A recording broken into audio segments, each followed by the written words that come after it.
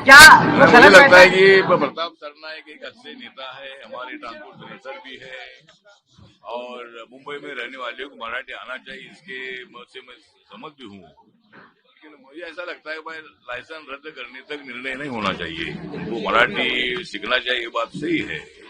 लेकिन वो बहुत गरीब लोग यहाँ पेट भरने के लिए आए हैं। मुंबई ने ऐसे लोगों को अपनाया है। अनेक सालों से मराठी लोगों ने दूसरे धर्म, जाति और भाषा के लोगों को मतलब बहुत बड़ा सपोर्ट भी किया है।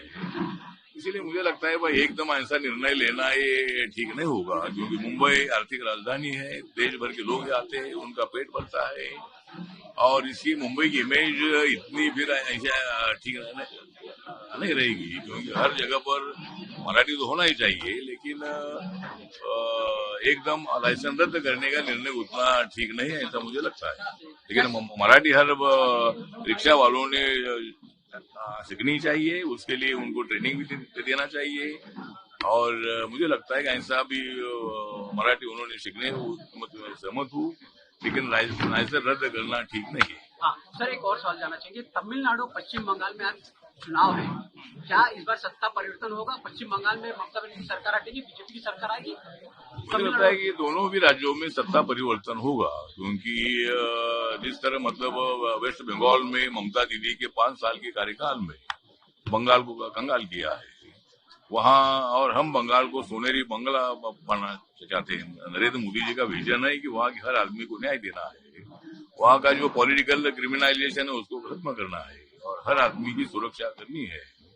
तो 5 सालों में महिलाओं पर भी बहुत सारे अत्याचार हुए हैं, इसीलिए लोग नाराज हैं और इसीलिए मतलब वेस्ट बंगाल में सत्ता परिवर्तन हो सकता है। लास्ट इलेक्शन में बीजेपी को 77 सीटें मिली थी और 95 सीटें बहुत कम वोट से हारी थी। तो इस वक्त का मामला ऐसा है कि जरूर नरेंद्र मोदी जी पर लोगों का विश्वास है और अभी महिला आरक्षण का जो बिल है ये भी बिल इन्होंने ठुकराया है। अपोजिशन ने, ममता बनर्जी की पार्टी के लोगों ने मतलब अपोजिशन में वोटिंग किया है, इसलिए वहां की महिलाएं ममता दीदी को माफ नहीं करेगी और वहां का वोटिंग हमको हमारे एनडीए को मिलेगा, बीजेपी को मिलेगा और वहां मोदी जी के नेतृत्व में सत्ता आएगी। तमिलनाडु में ऐसा है कि स्टालिन जी के नेतृत्व में सरकार है, लेकिन वहां दलितों पर अत्याचार हो रहे, उसमें उसको रोकने के लिए उनके सरकार में ताकत नहीं है और ये डीएमके और बीजेपी का अलायंस वहां है और इस वक्त वहां की भी जो महिलाएं हैं, ये महिलाएं भी हमको साथ देगी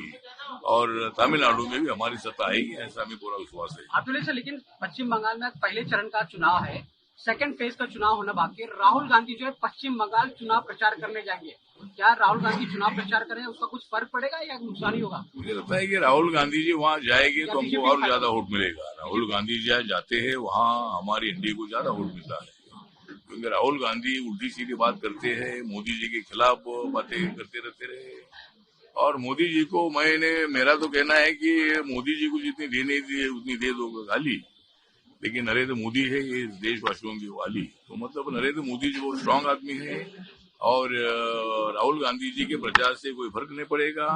वह कांग्रेस पार्टी ना के बराबर है वेस्ट बंगाल में।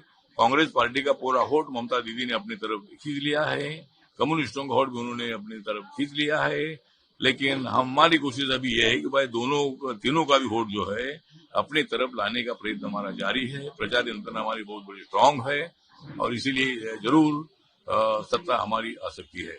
पश्चिम जिस प्रकार से कांग्रेस के अध्यक्ष मल्लिकार्जुन खड़गे ने प्रधानमंत्री को तुलना जो है आतंकवादी से की है और इसके बाद इलेक्शन कमीशन ने खड़गे को नोटिस भेज के जवाब मांगा 24 घंटे, उनके बयान को इलेक्शन कमीशन ने जवाब। मुझे लगता है कि मल्लिकार्जुन खड़गे जी हमारे समाज से आते हैं और वो कांग्रेस पार्टी के अध्यक्ष उन्होंने उनको बनाया है, लेकिन जब कर्नाटक में वो सबसे सीनियर नेता थे तब उनको मुख्यमंत्री बनाने का टाइम आया था, तब उनको नहीं बनाया था।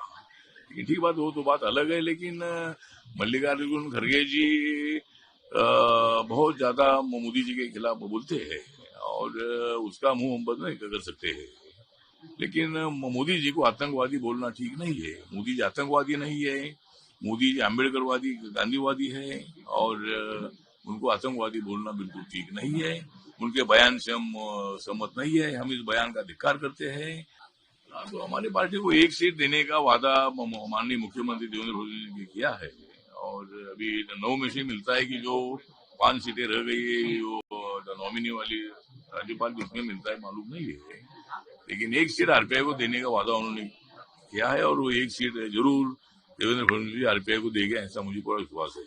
सर, पप्पू यादव जो एमपी है आपके साथ निर्दलीय इंडिपेंडेंट है, जिस प्रकार से उनका स्टेटमेंट आया महिलाओं को लेके कि लगभग जो है राजनीति में महिला एंट्री होती है, इनकी जब एंट्री होती है लगभग 90% महिला जो है पॉलिटिशियन के बेड के साथ उनके साथ सोती है, इस प्रकार से शब्द का इस्तेमाल किया पप्पू यादव ने। मुझे लगता है कि मतलब बिहार में है पप्पू, लेकिन दिल्ली में रहता है अपू, मतलब ये पप्पू और अपू की बातें तो मतलब उल्टी सीधी होती रहती है।